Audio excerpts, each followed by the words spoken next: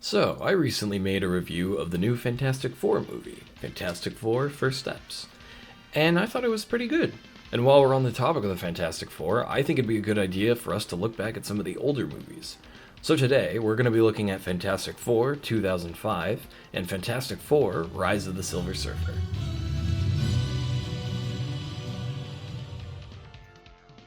I'll be honest, when I went to rewatch this movie, I was not expecting it to be good. But surprisingly, it's actually better than I expected. Don't get me wrong, it's not an amazing movie, but honestly, it's just kind of a okay, corny little superhero movie. I think all the characters in this movie kind of vary when it comes to their quality. To start with Reed, I think that the casting for him is on point. Jan Gruffit really handles the mannerisms and personality pretty well. I think Chris Evans is also really good as the Human Torch. He captures that hot-headed, rebellious energy. And I think that he also has a lot of scenes that are pretty funny, specifically with him and the Thing. Although his character isn't too interesting beyond that, a lot of these characters are very surface level. I'll give you a minute to freshen up. This is yours. Oh, that's mine. I don't know if you're allowed to do that. And as for Sue, I don't think she gets a whole lot to do in this movie, or anything really substantial. I kind of wish that they made her have better motivations and made her more integral to the plot. And it also doesn't help that a lot of her scenes haven't really aged that well. Like seriously, Jessica Alba got treated like shit on set. She did not like making these movies.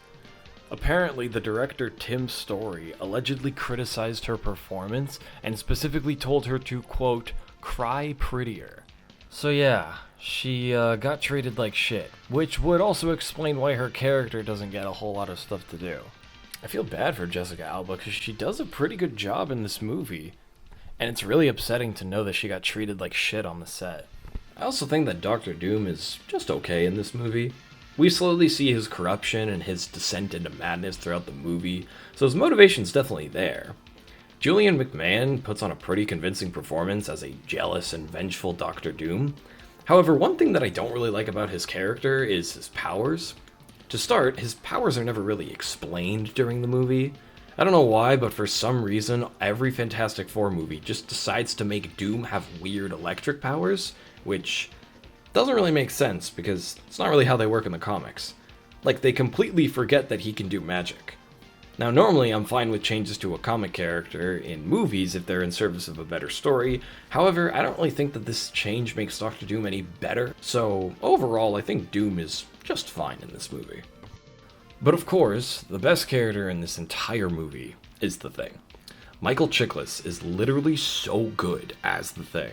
His performance is honestly so much fun to watch. Michael Chiklis actually read the comics when he was a kid, so he understands the character that he's playing really well. The Thing also gets a lot of scenes that are genuinely touching and emotional, and he's honestly just the best character in this movie, and he's probably the best part about this movie. So yeah, he gets a whole lot of stuff to do, and he's really good. Other than the characters, I think the plot is perfectly fine. It's a simple and basic story about our heroes learning to use their powers and becoming a team. There's nothing really too amazing about the cinematography or the pacing, it's all just fine. All the characters don't really feel like a family. I think the Human Torch and the Thing have some good interactions, but other than that, most of the characters don't get any strong character moments or interactions with one another. All the characters get to use their powers in somewhat cool ways, but the dated effects are definitely holding the movie back from using them more. Overall, this movie isn't anything amazing. It's probably the most okay Fantastic Four movie that'll ever exist. So yeah, it's not great, just fine. So I'm gonna give Fantastic Four 2005 a 5 out of 10.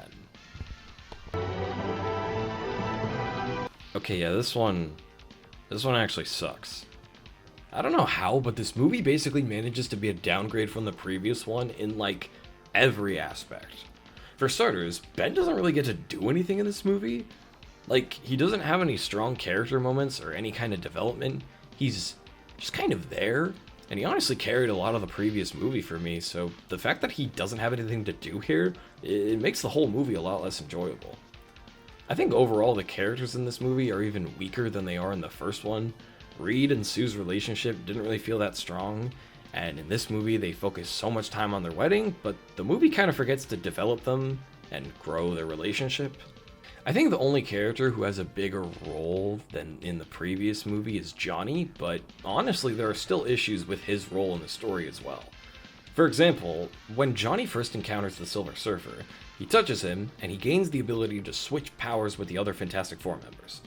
First of all, this is not how the Silver Surfer's powers work in the comics, and honestly, this whole thing just feels quite gimmicky. Like, seriously, this thing is just mostly played for laughs, and it only really serves its purpose in the final act of the movie.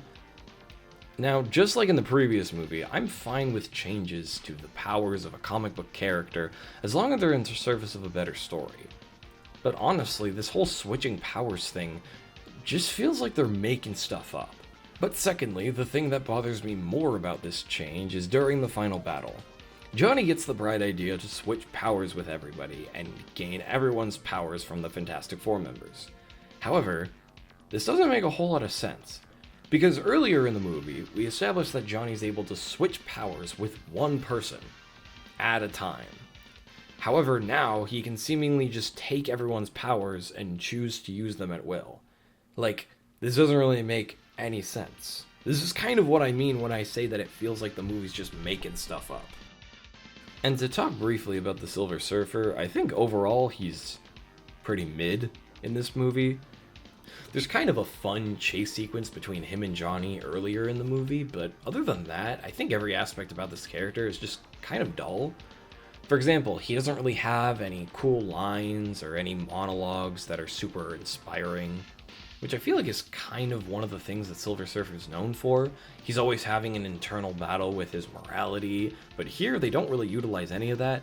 I've already mentioned the weird power switching thing, but another change to the character that I just find really weird is the fact that his powers in this movie come from his surfboard.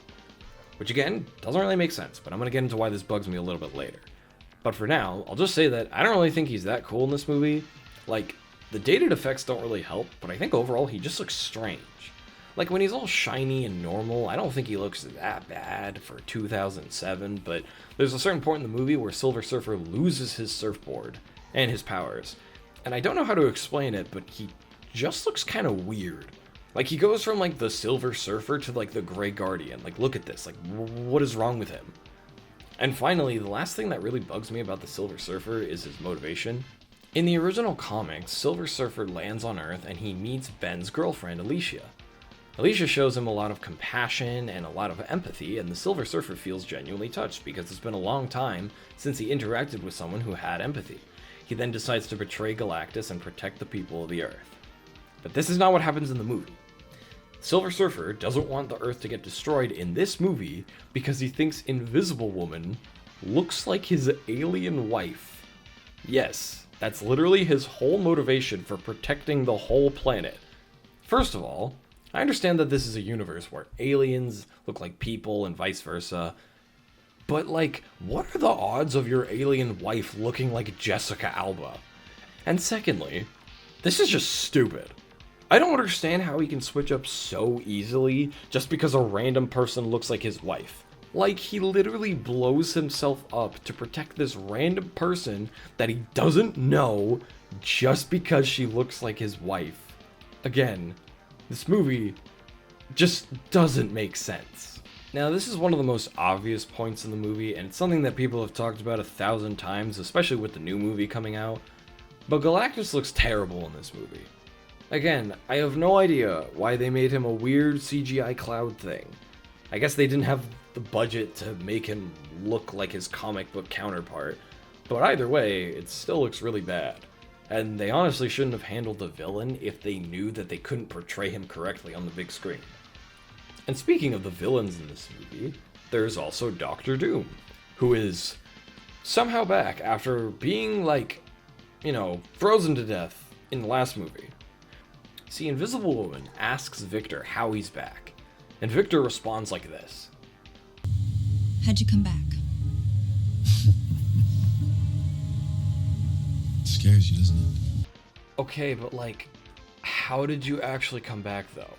Like, he's trying to be all vague and mysterious about this, but like, no, seriously, I genuinely need to know how he came back. Like, he was literally a criminal in the last movie, and now the government wants him to work with the Fantastic Four. Like, what? this guy did so much stuff in the last movie.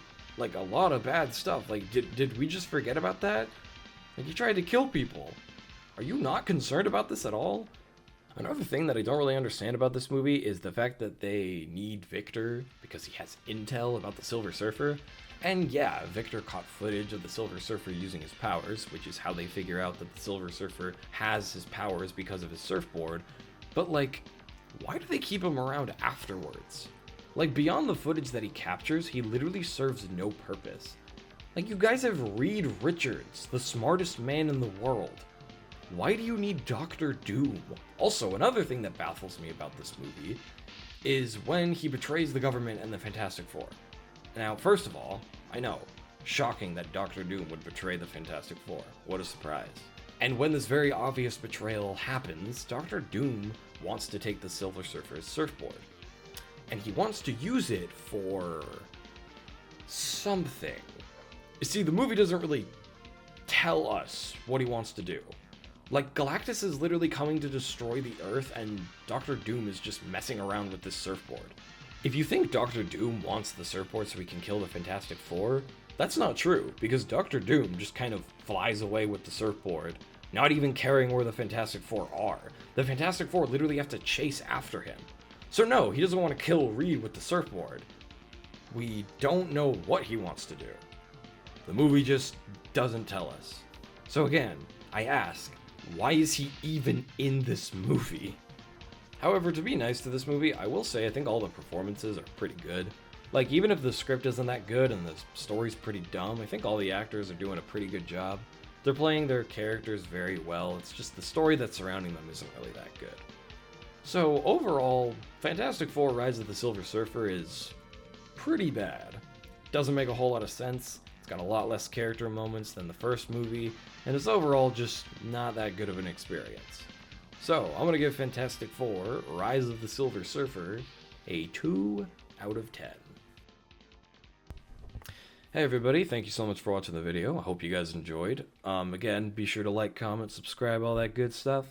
I'm also going to be reviewing Fant Four Stick, so hope you guys are ready for that. That movie's gonna be a doozy. So yeah, hope you guys enjoyed the video, and yeah, have a good day.